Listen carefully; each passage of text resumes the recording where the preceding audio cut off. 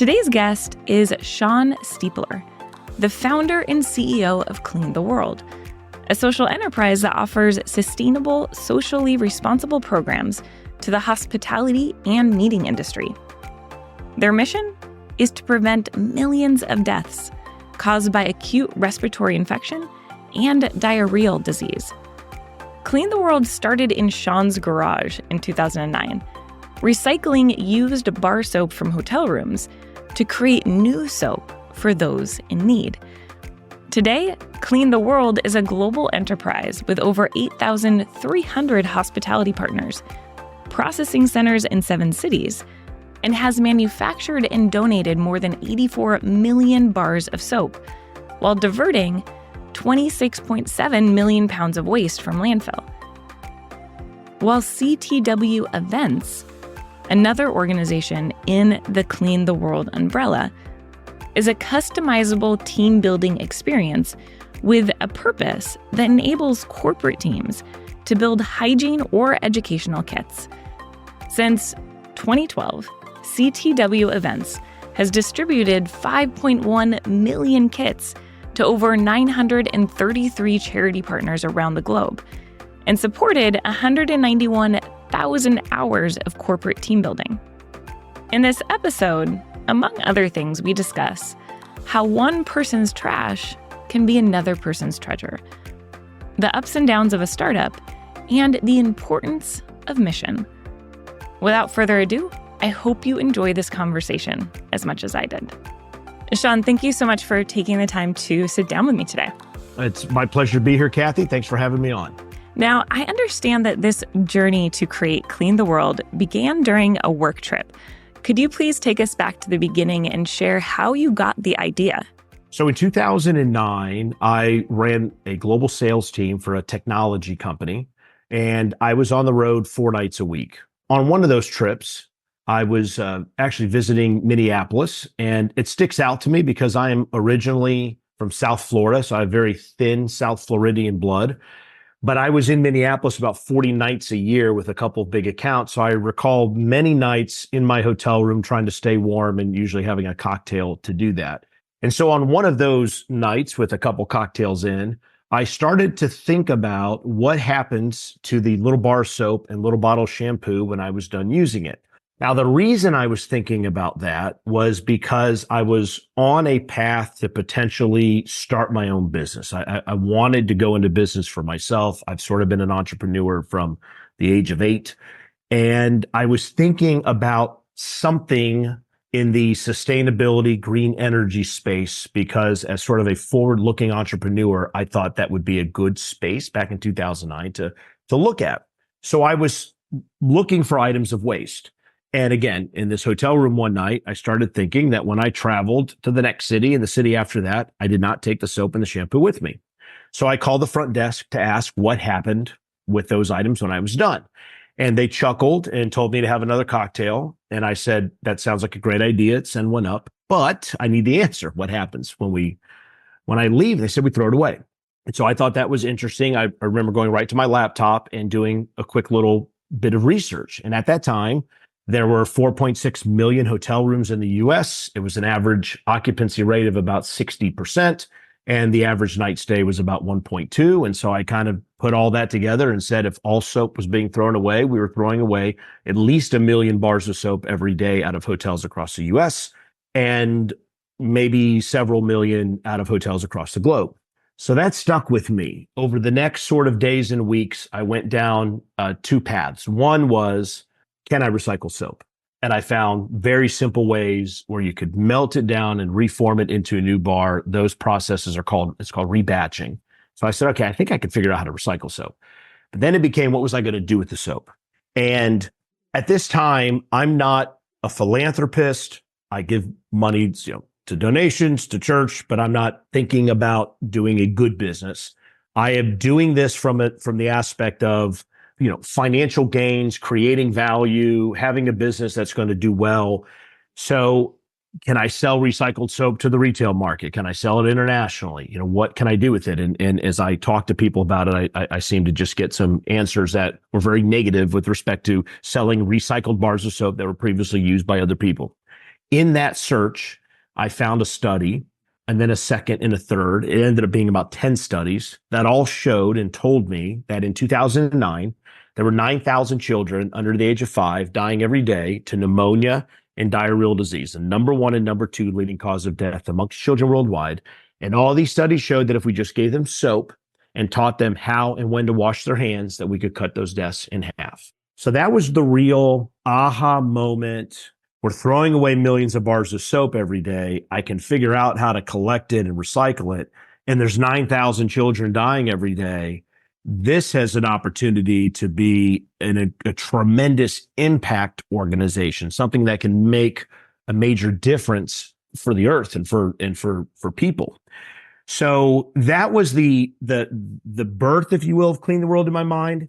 And that was also the moment where it became a business to solely create value and money to a purpose business that was going to have a clear purpose behind it. That was how the idea came about. That's incredible. And going back to my early days in the 90s, I was a hotel maid for a while in high school, and everything we threw out. And so it's such a wasteful industry when that is the end result of all of those bars of soap and all of those mini bottles of lotion and shampoo. So it's incredible that you had this epiphany in 2009 and then decided to take action on it. So I guess diving in a little bit deeper there, can you talk about how you learned how to recycle soap? What was the recycling process in the early days that you created or played with? It started off in my kitchen. My mother donated her food processor to me, so I was able to use food processor. So I kind of back up a little bit. I'm still running this global sales team for this technology company. By the way, this technology company was purchased by Google about 3 years after I started Clean the World. It's the basis of the Google shopping technology. That was what I was selling out to the consumer electronic computing manufacturers, retailers, comparison shopping engines. That's what I was doing. So now I've got this idea and I'm traveling. So I am myself and some of the individuals that worked for me. I'm literally having some of my sales execs run into rooms that housekeepers are getting ready to clean to grab dirty bars of soap to bring out so that we would collect, and I would collect and take them from the housekeeping carts and from our rooms. And I would take those back home with me to practice my rebatching process. And so it was, in my kitchen, a food processor to grind up soap. I was just using pans, cooking pans and cooking sheets. And I was testing out how much water I had to add and how long I would bake it and at what temperature. And so I actually still have a little notebook. I can see it right now here in my office where I batch 1, batch 2, batch 3, kind of going back to high school chemistry class. I was writing all of my notes down and then here's what the bar of soap looked like and here's what it became and all that. And so that's where I started. Many weeks in, and as the idea started to grow, I had a trip back, one of my business trips back home. I land at Orlando Airport. I start approaching the hotels around the Orlando International Airport to see if they would want to participate in this program where I would collect their soap in bottles and recycle it. And for the soap, send it to those in need. Every one of them said, yes, we want to do it. Now, I did not have a business model. I was doing it for free. I didn't know, what I don't know or what I know today. So all of a sudden, a bunch of soap was becoming available. So now we move into a single car garage. It's myself, my uncle, my cousin, a couple other family members, another gentleman that really helped launch the company with us. And we're sitting around on upside down pickle buckets with potato peelers. We're collecting soap from hotels around the Orlando airport area. We're scraping those bars of soap with potato peelers to clean it on the outside. We have a meat grinder grinding it into a noodle. We have 4 Kenmore cookers where we cook the soap into a paste and we cook all the impurities out of it. We make these wood soap molds. So if you can imagine a wood box, we put a layer of wax paper down. The cooked paste goes on the wax paper. Another layer of wax paper. We top the box. We clamp it. It dries overnight. The next day, we use wire cutters to cut all the soap out of these boxes. We put the soap on the racks to dry for another 24 hours. The music has to play because it's mostly my Puerto Rican side of the family, and they need the music playing, for our workshop.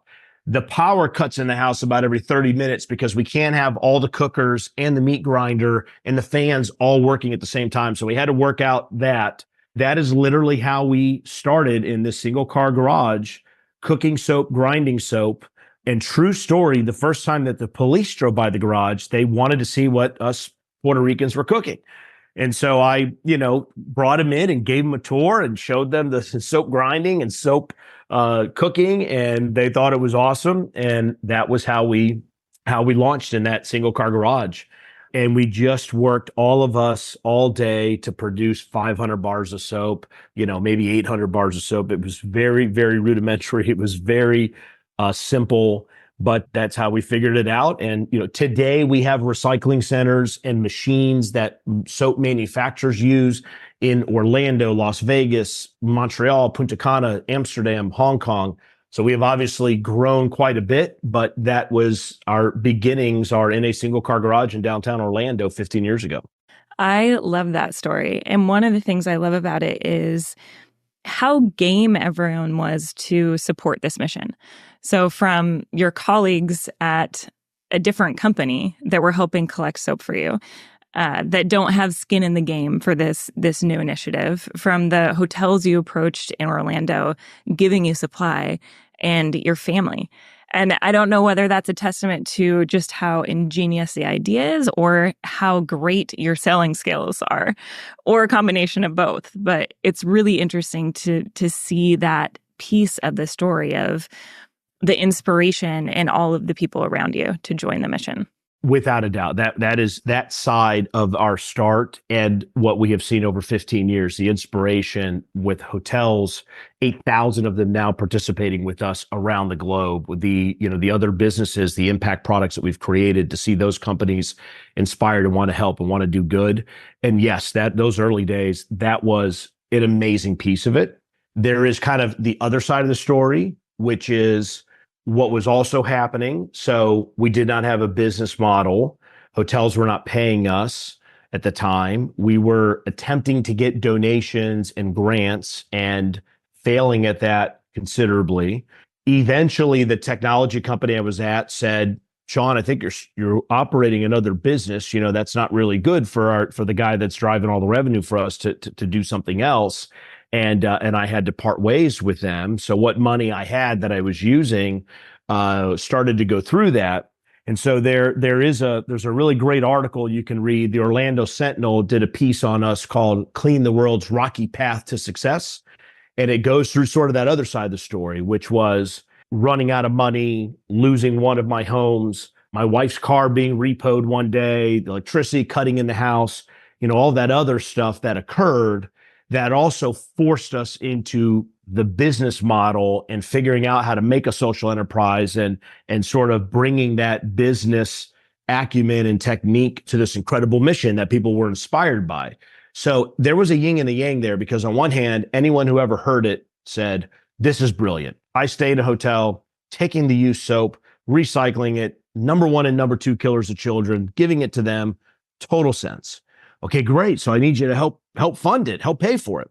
And if you remember, in 2009, global economy is in chaos. It is just the worst of times financially. So when the next part of, "Well, hey, pay me, help me here," I can't do that. Great idea. Love what you're doing. But if you can see, nobody can pay for anything. We can't buy it. We can't pay for it. And so that forced us into really having to figure out a sustainable business model. Otherwise, this incredible idea that inspired so many would have gone into the dustpan of history as never having accomplished what we ultimately have accomplished today. I really appreciate you sharing the really difficult and real challenges of starting this enterprise, that it wasn't all rainbows and sunshine. And we'll share a link to that article in the show notes for the listeners that want to dive in deeper. Now, I'm curious to dive deeper into how you began to build the business side of this. How did you actually turn it around and start making it sustaining? What were the steps there? There were a few big sort of milestones and incidents, I guess, that occurred that helped us to develop the business model. So Number one, we launched as a nonprofit. I didn't know any better, having been in a career of for-profit businesses. We're starting a company that has a mission tied to it. So you naturally think, well, that has to be a nonprofit. And we thought that we would get donations and grants, and we filled out a bunch of grants. One of them was the Gates Foundation, for example, and they were trying to tackle diarrheal disease. And I remember spending a lot of time, a lot of money, and putting together an 18-page grant application and submitting it, thinking that Bill and Melinda Gates were going to come walking down our driveway with a big check one day, and getting a rejection notice on that grant within 8 hours with a note that said, you cannot reapply for 3 years. And I remember that being a very mentally devastating moment, and one of those sort of fetal position moments where you're like, am I staring at tragedy right now? That was the moment that forced us into this whole notion that hotels should pay for this program.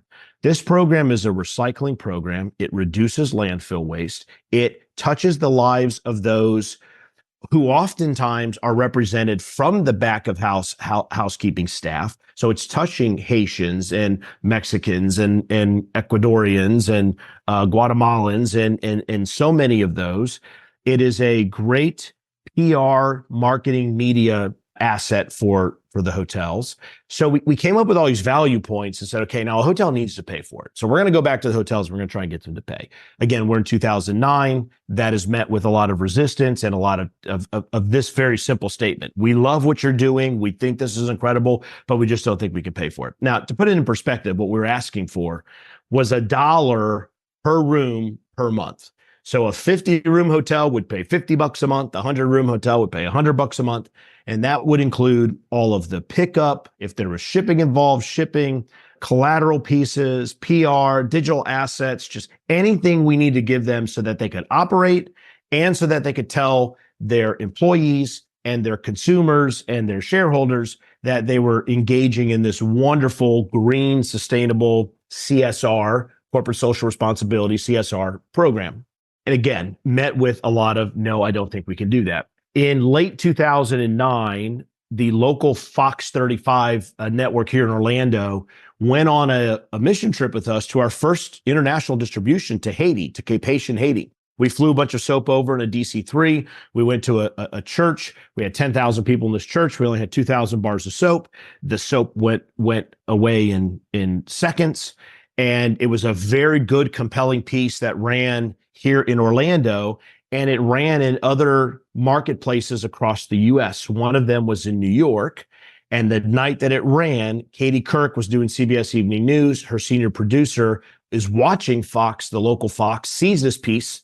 And next thing you know, they've called us and they say, we're still in the garage, by the way. And they said, we want to do the same thing. We want to do the same piece. We want to take soap from hotels and take it to Haiti. We want to do that nationally on CBS Evening News. And at that time, the H1N1 flu virus was also happening across the United States. So there was this big whole idea of wash your hands, wash your hands, wash your hands. Sounds a little familiar with when the start of COVID happened. So they said, we want to start in a hotel. Well, I was very close to getting one of our local premier hotels here in Central Florida, the Peabody, which is now the Grand Hyatt Regency there at the convention center, to come on and to buy the program, but they weren't quite there yet. So I was able to call them and say, hey, how about I put you on CBS Evening News? You buy the program and you just need to shout from the mountaintops that this is the greatest thing you've ever paid for with respect to sustainability and CSR at your hotel. And they agreed. So now I've got a good, great paying customer. CBS comes down, does a national CBS Evening News piece on us. They go to Haiti. We do another distribution. Katie Couric at the end of the piece says, wow, that's a great organization. That's a great company. Now we start getting a lot of calls. Now we're getting phone calls from states like Oregon and California and Colorado and Canada. A little more of your progressive sort of believe in sustainability states back in 2009, right? So now we have to figure out how to ship and do this and that, but we're starting to get hotels to call. The other moment here it kind of leads into is, unfortunately, a few months after that is the Haiti earthquake of January 12, 2010, the devastating Haiti earthquake.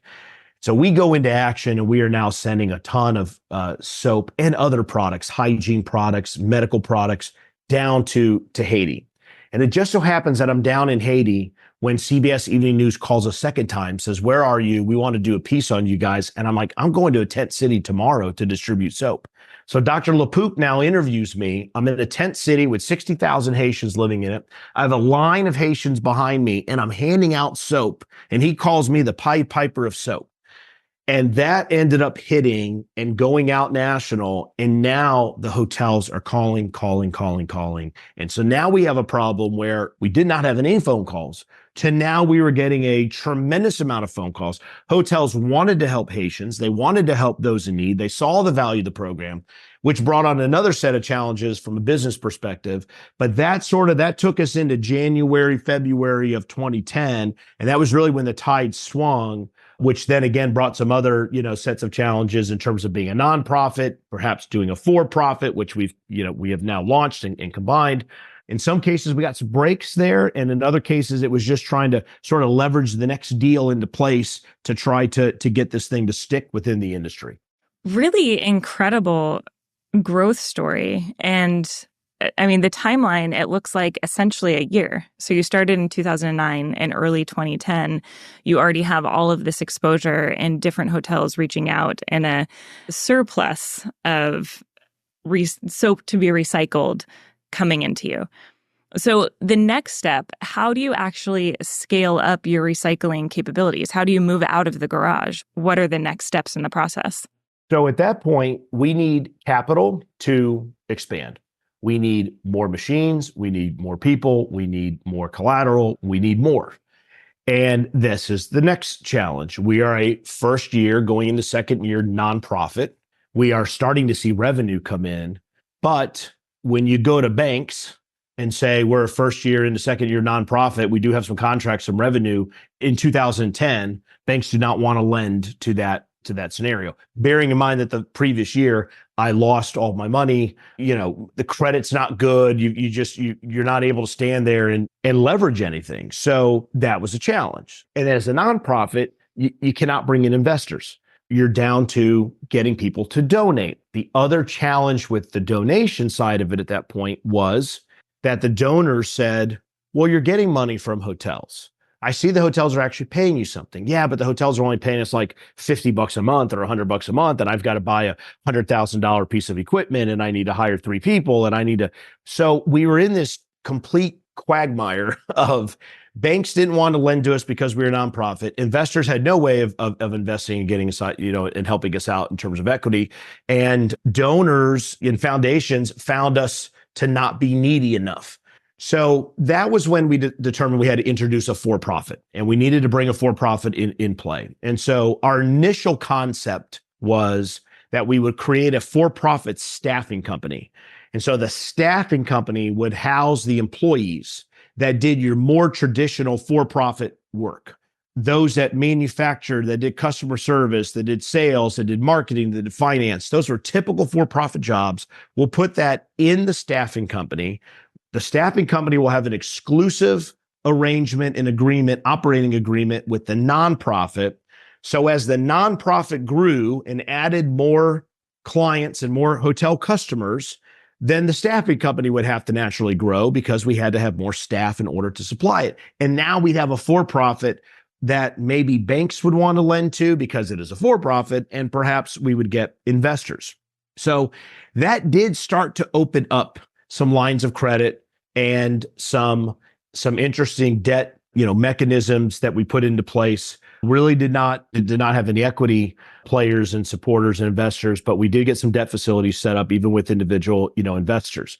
There was still one problem though. And the big problem was, while you have this for-profit and it's growing, it's only tied to this nonprofit. This nonprofit is operated by an independent board. And as it grows, at any point, the nonprofit can say to the for-profit, I don't want to work with you anymore, and just sort of cut it off. And you're not diversifying your client base. You're not diversifying your product base. You're just doing one thing for one client.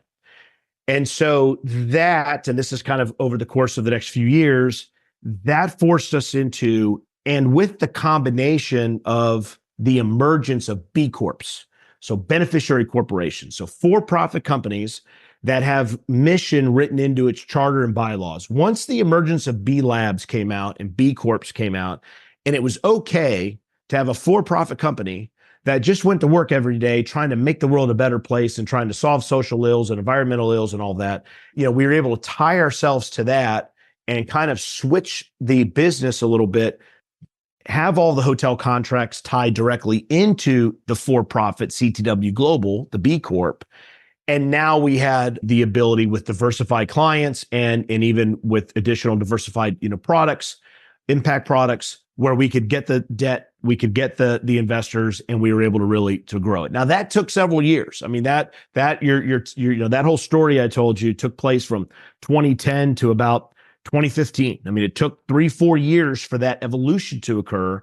But as we sit today, that evolution has resulted in a global social enterprise that has offices in, across North America, Europe, and Asia, has distributed 85 million bars of soap to children, families, mothers in 127 countries, has diverted 28 million pounds of waste, has delivered 8 billion hand washes, has served 4.5 million refugees, has served 21 million people in total, has given out hundreds of thousands of showers to the homeless across the US, has put millions of hygiene kits into the hands of those suffering after natural disasters, after political issues, refugees in Ukraine, southern border of the US, Somalian refugees. It's just had this amazing amount of impact. It's a much larger company today. And so, battling through all of those historical, really business issues to try to bring an impact organization, an ESG organization to the world, to the marketplace, has led to now a model that really works and that drives an incredible amount of impact and has still a long way to go. Whew. I want to take a pause there for a second and just say, how does it feel to be able to say those stats now? It's awesome. It's fulfilling. It is. I'm proud. I'm proud when I see our team members and those that I go into this work every day with, be able to recite those numbers and take pride in those numbers as well and know what part they've played. So on one hand, I feel very good and proud.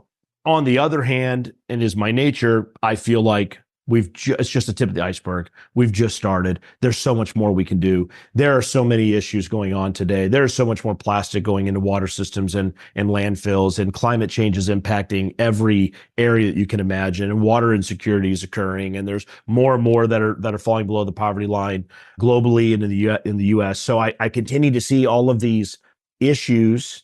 I see a lot of clients who put millions of dollars into our products who want to help. So I feel a burden of, I've got to figure out how to make it easy for those partners and those clients to engage so that together we can solve these social and environmental ills. And so I just feel like there's just a lot to do. And so that also, so I feel good. And I also feel like I've got a lot of work to do. There's urgency around what we're trying to accomplish. Totally understandable. And I hope you spend time rooting into the feeling good for what you've accomplished, because there will always be more to do. And what you've accomplished in such a short amount of time is pretty incredible. And sharing another tidbit. So you start this organization as a charity in 2009.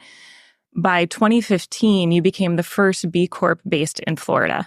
So that's a huge accomplishment too, of bringing that type of business structure to Florida for the first time. And that's just in a 6-year time period. So that's incredible for the start of an organization. And it's so interesting to hear the speed at which you evolved the structure of your organization when realizing different processes weren't working, when realizing that as just a charity, you couldn't get the funding you needed to keep going. So starting this business arm that became the first B Corp in Florida instead, and just continuing to evolve to be as successful as possible along the way. Yeah, well, I appreciate that. I think that I know that the life of the entrepreneur has two different viewpoints. There's a lot of times what the outside sees and what they believe and what they think the entrepreneur, and sometimes how easy it looks and how quick it looks and how accomplished it looks. But the entrepreneur also knows that the inside comes with a lot of volatility, risk, turmoil, sleepless nights, debate, questions, mistakes, regrets, wishes, all of those emotions, right? And so while we worked really, really hard to have a brand that stood for sustainability, life, cleanliness, hygiene, was crisp. It was operationally turnkey. It worked wonderfully for hotels. The impact data they received, clear, auditable, impactful.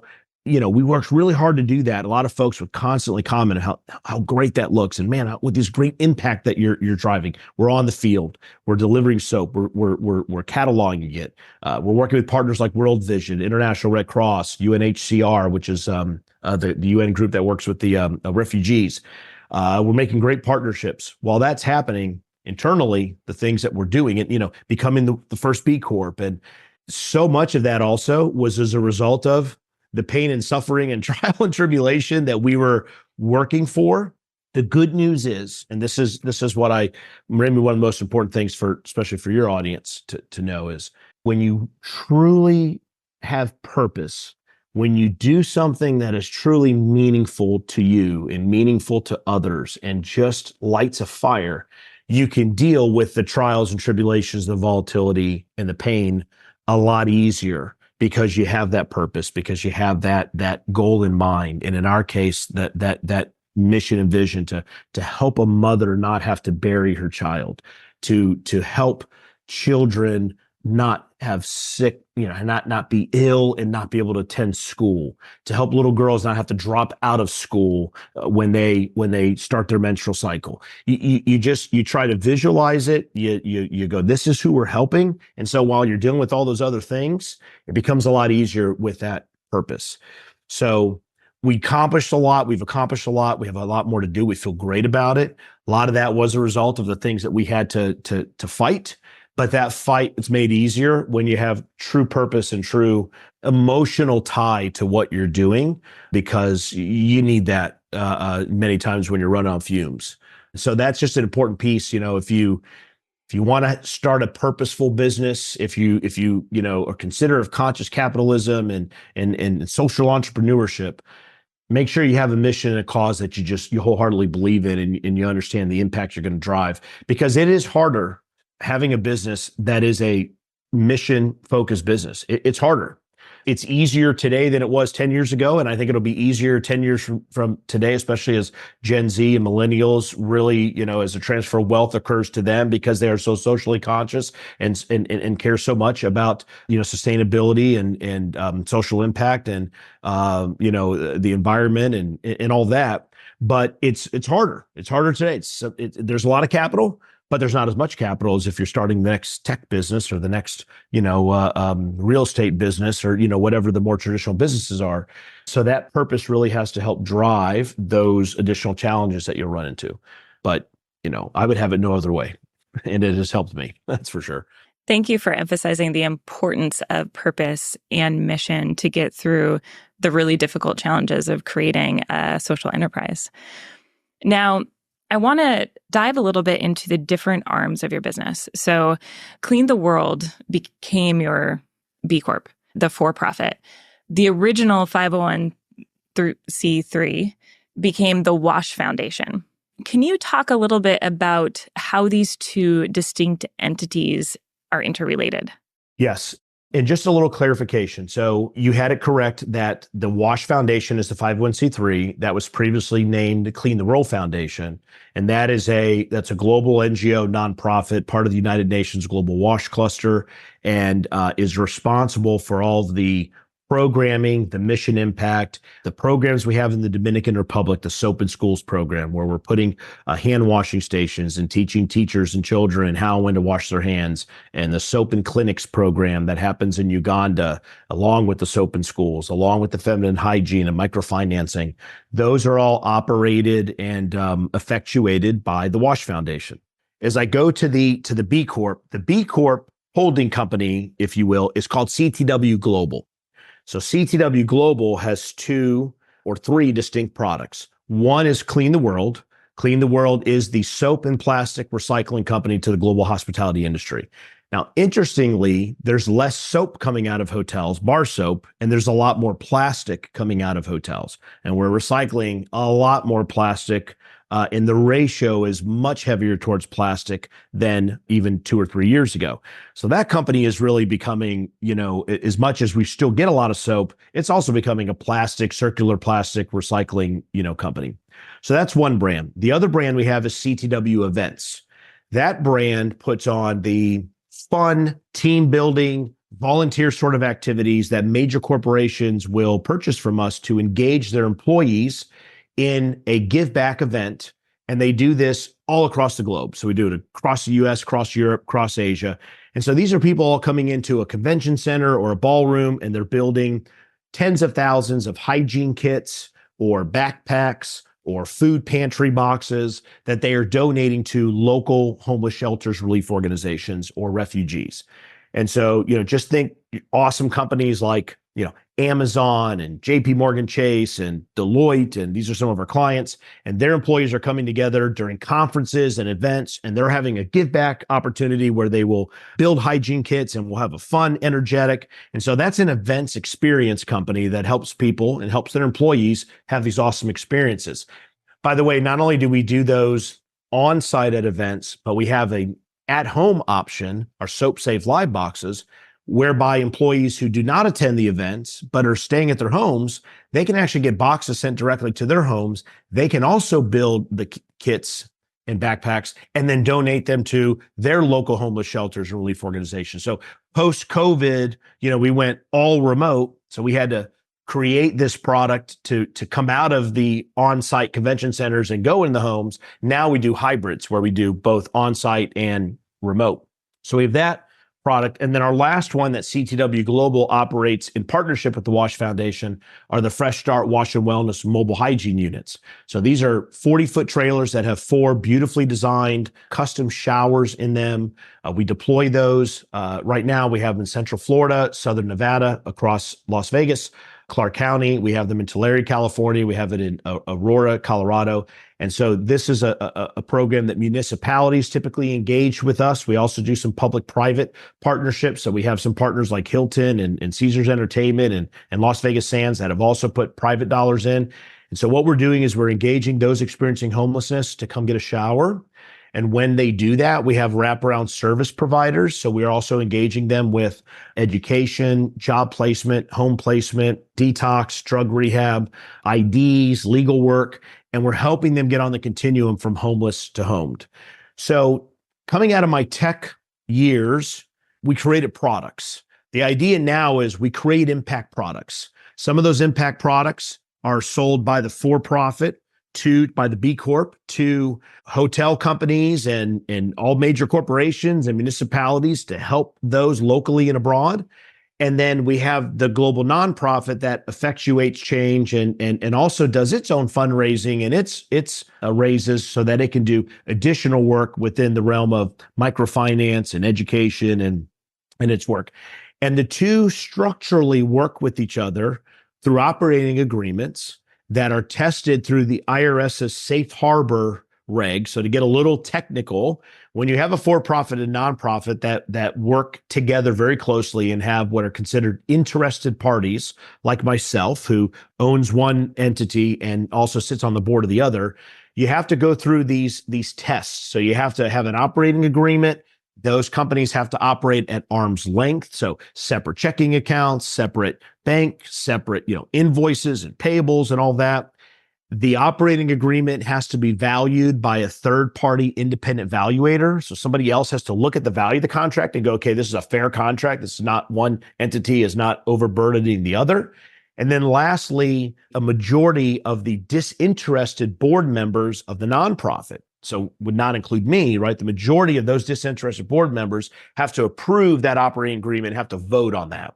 So we went through these extensive steps, and we continue to go through these extensive steps as we put more items that would happen between the two entities. We have to go back to our safe harbor check to make sure that we're doing that proper.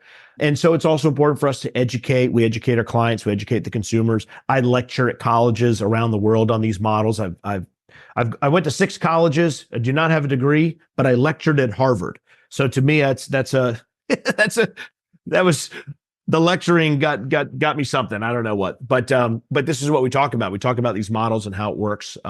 But so that's what we do in terms of the products and the impact, and then that's also how those work with respect to a hybrid social enterprise model. Thank you so much for that explanation and how the two work together and what the checks and balances are. Now, I know we are running to the end of our time together. And so I wanted to ask you, is there anything we didn't touch on that you want to make sure you share with the listeners before we end?